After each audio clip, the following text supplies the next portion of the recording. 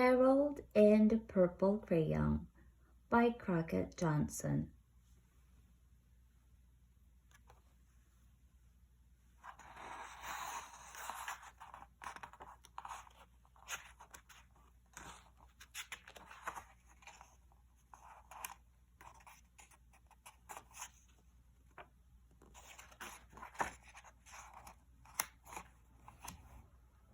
One evening, after thinking it over for some time, Harold decided to go for a walk in the moonlight.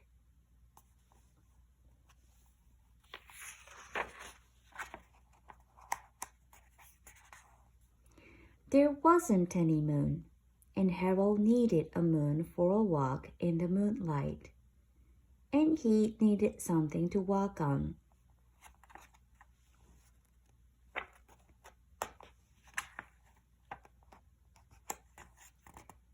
He made a long straight path so he wouldn't get lost, and he set off on his walk, taking his big purple crayon with him.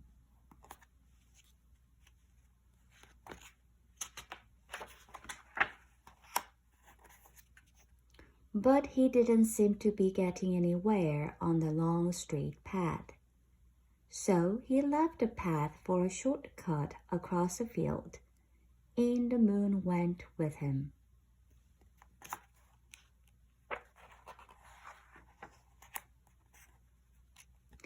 The shortcut led right to where Harold thought a forest ought to be. He didn't want to get lost in the woods, so he made a very small forest with just one tree in it.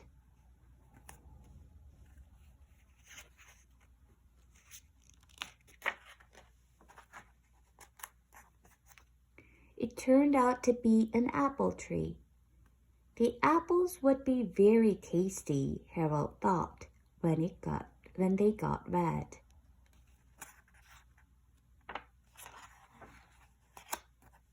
So he put a frightening dragon under the tree to guard the apples. It was a terribly frightening dragon.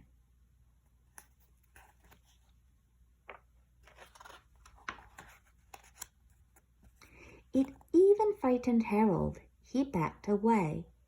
His hand holding the purple crayon shook.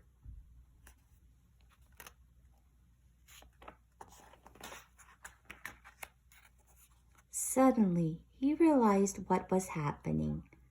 But by then, Harold was over his head in an ocean.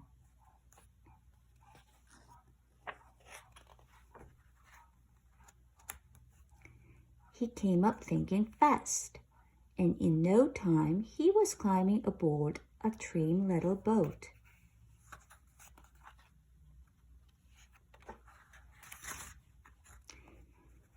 He quickly set sail, and the moon sailed along with him.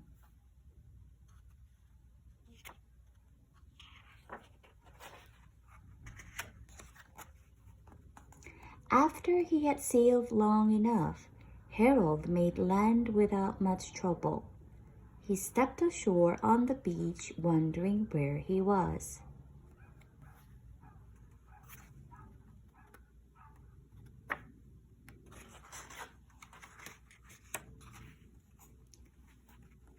The sandy beach reminded Harold of picnics, and the thought of picnics made him hungry.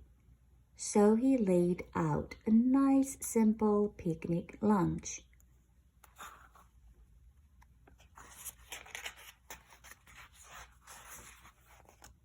There was nothing but pie, but there were all 9 kinds of pie that Harold liked best.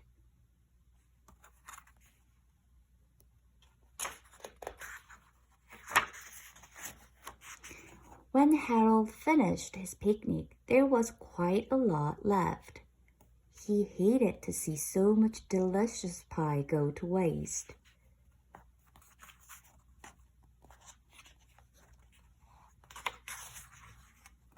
So Harold left a very hungry moose and a deserving porcupine to finish it up.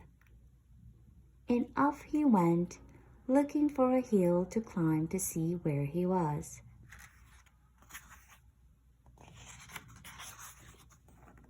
Harold knew that the higher up he went, the farther he could see, so he decided to make the hill into a mountain. If he went high enough, he thought, he could see the window of his bedroom. He was tired and he felt he ought to be getting to bed. He hoped he could see his bedroom window from the top of the mountain.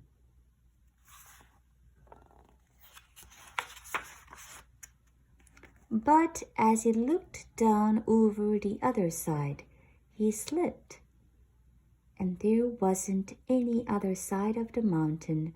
He was falling in thin air.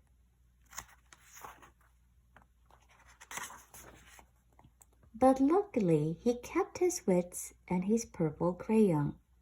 He made a balloon, and he grabbed onto it.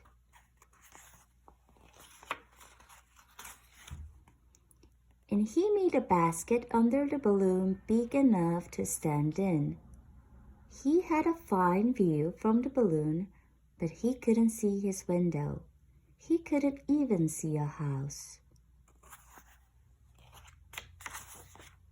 So he made a house with windows, and he landed the balloon on the grass in the front yard.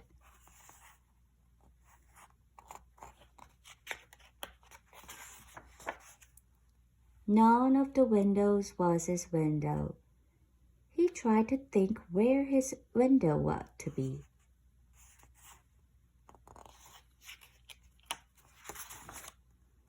He made some more windows. He made a big building full of windows.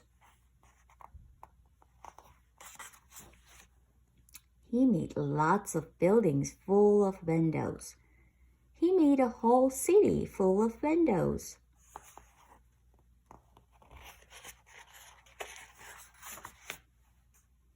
But none of the windows was his window. He couldn't think where it might be.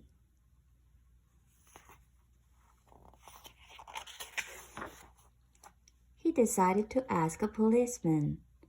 The policeman pointed the way Harold was going anyway, but Harold thanked him.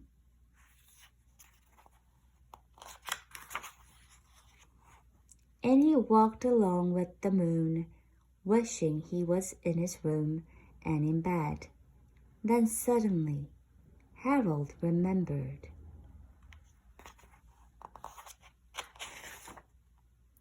He remembered where his bedroom window was when there was a moon. It was always right around the moon.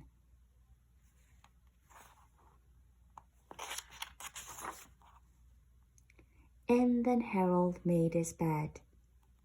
He got in it and he drew up the covers.